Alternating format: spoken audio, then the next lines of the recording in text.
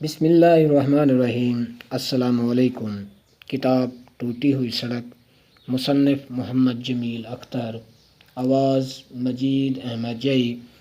یہ تاثرات جئی آڈیو لائبریری کے تعاون سے آپ سماعت فرما رہے ہیں۔ محمد جمیل اختر کی ٹوٹی ہوئی سڑک میرے سامنے ہے۔ 16 افسانوں اور 25 مختصر کہانیوں پر مکمل مجموعہ مصنف کی شائع ہونے والی پہلی کتاب ہے۔ محمد جمیل اختر افسانہ اور افسانہ نویسی کے بارے میں بہت سنجیدہ ہیں۔ وہ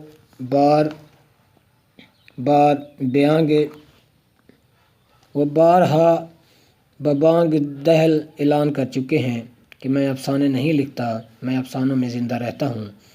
اس سنجیدگی سے لکھے محمد جمیل اختر کے افسانے قاری کو مکمل طور پر گرفت میں لے لیتے ہیں اور وہ پورے انہماک سے چابک دست فنکار کی صناعی کے سحر میں جکڑا جاتا ہے۔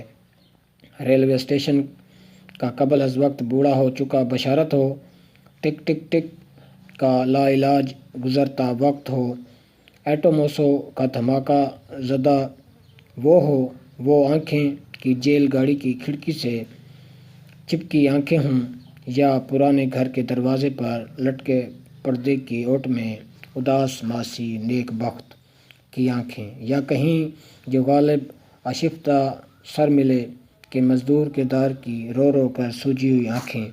محمد جمیل اختر کا قلم قاری کو اپنے ساتھ جکڑ کر رکھتا ہے۔ کس جرم کی سزا پائی ہے، کس جرم کی پائی ہے سزا، کا بے گناہ سزا یافتہ خاتم حسین ہو، یا میں پاگل نہیں ہوں کا پاگل۔ جمیل اختر کی الجھی کہانیاں انوکھی دلچسپی لیے ہوتی ہیں۔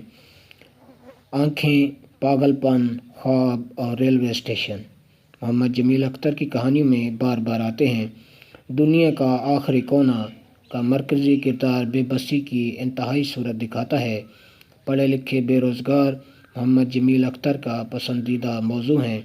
محمد جمیل اختر کی مختصر کہانیاں دلچسپ بھی ہیں اور فکر انگیز بھی۔ زیر نظر کتاب ثابت کرتی ہے کہ محمد جمیل اختر ایک حساس دل اور زرخیز ذہن کا مالک نوجوان افسانہ نگار ہے جو تجربات سے نہیں ڈرتا۔ مجھے امید واثق ہے کہ ہمارا یہ نوجوان افسانہ نگار اردو ادب کا درخشندہ ستارہ ثابت ہوگا۔ جاوید انور، 4 نومبر 2017 عیسوی، لاہور۔ آواز مجید احمد جئی۔ جئی آڈیو لائبریری کے تعاون سے آپ یہ تاثرات سماعت فرما رہے تھے۔